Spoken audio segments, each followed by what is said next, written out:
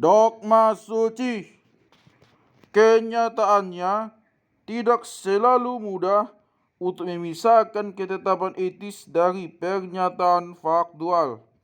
Agama-agama memiliki kecenderungan cerewet mengubah pernyataan-pernyataan faktual menjadi ketetapan-ketetapan etis, sehingga menciptakan kebingungan serius dan mengaburkan apa yang seharusnya merupakan perdebatan yang relatif sederhana.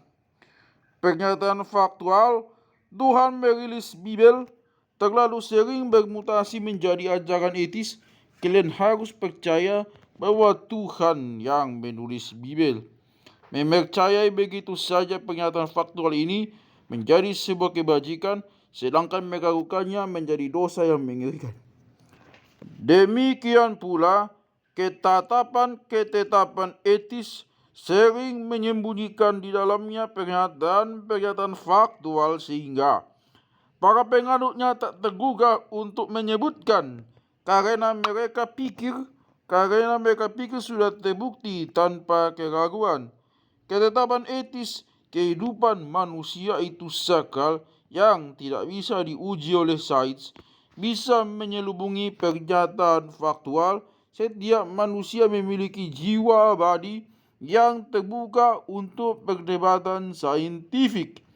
Serupa dengan itu, ketika kaum nasionalis Amerika memaklumkan negara Amerika adalah sakral, kalimat yang tampak sebagai ketetapan etis ini sesungguhnya menegaskan pernyataan faktual seperti Amerika Serikat telah memelopori sebagian besar kemajuan moral, saintifik, dan ekonomi dalam beberapa abad terakhir. Sementara tidak mungkin menguji secara saintifik klaim bahwa negara Amerika itu sakral.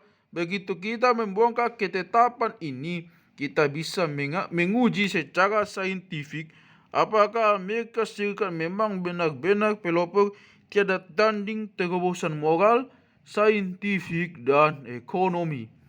Ini telah menggiring sebagian filsuf seperti Sam Harris untuk mengemukakan bahwa sains selalu bisa memecahkan dilema etis karena nilai-nilai manusia selalu menyembunyikan dalam dirinya pernyataan-pernyataan faktual. Harris berpandangan bahwa semua manusia memiliki kesamaan nilai tertinggi tunggal, meminimalkan penderitaan dan memaksimalkan kebahagiaan, dan itulah sebabnya semua perdebatan etis adalah argumentasi faktual yang berkenaan dengan cara paling efisien untuk memaksimalkan kebahagiaan. Kaum fundamentalis Islam ingin mencapai surga dalam rangka bahagia. Kaum liberal percaya bahwa menginginkan kebebasan manusia bisa memaksimalkan kebahagiaan, dan kalangan nasionalis Jerman berpikir bahwa setiap orang akan lebih sejahtera jika Berlin dibolehkan mengelola planet ini. Menurut Harris, kaum Islamis, liberal, dan nasionalis tak punya perselisihan etis. Mereka memiliki perselisihan faktual tentang bagaimana cara terbaik mewujudkan tujuan bersama mereka. Meskipun demikian, jika Harris memang benar, dan bahkan jika semua manusia mengagungkan kebahagiaan, dalam praktiknya akan luar biasa sulit untuk menggunakan pandangan ini dalam memutus perkara sengketa etis, terutama karena kita tidak punya satu pun definisi maupun ukuran saintifik tentang kebahagiaan. Perhatikan lagi kasus bendungan Tiga Ngarai. Sekalipun kita setuju bahwa tujuan tertinggi dari proyek itu adalah untuk menjadikan dunia tempat yang lebih bahagia, bagaimana bisa kita katakan apakah menghasilkan listrik murah berkontribusi lebih besar bagi kebahagiaan global ketimbang melindungi gaya hidup tradisional atau menyelamatkan pesut sungai Cina yang langka? Sepanjang kita belum bisa menggambarkan misteri-misteri kesadaran, kita tidak bisa mengembangkan sebuah ukuran universal untuk kebahagiaan dan penderitaan. Dan kita tidak tahu bagaimana membandingkan kebahagiaan dan penderitaan dari individu yang berbeda, apalagi spesies yang berbeda. Berapa banyak unit kebahagiaan dihasilkan ketika semiliar penduduk Cina menikmati listrik murah? Berapa banyak unit penderitaan dihasilkan ketika satu spesies pesut punah seluruhnya? Apakah kebahagiaan dan penderitaan benar-benar entitas matematis yang bisa ditambahkan atau dikurangkan? Makan es krim itu nikmat, menemukan cinta sejati lebih nikmat.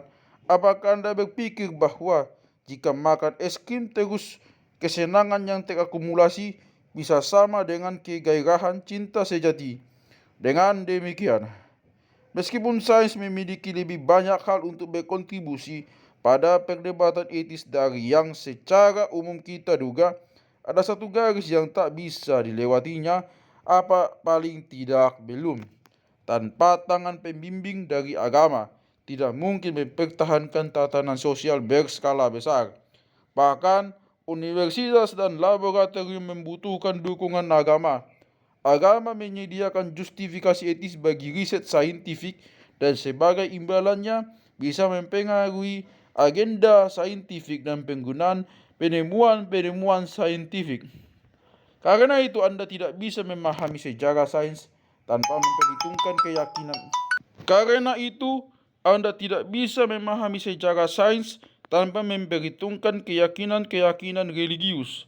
Sains jarang menekuni fakta ini, tetapi revolusi saintifik sendiri bermula di salah satu masyarakat yang paling dogmatik, intoleran, dan religius dalam sejarah.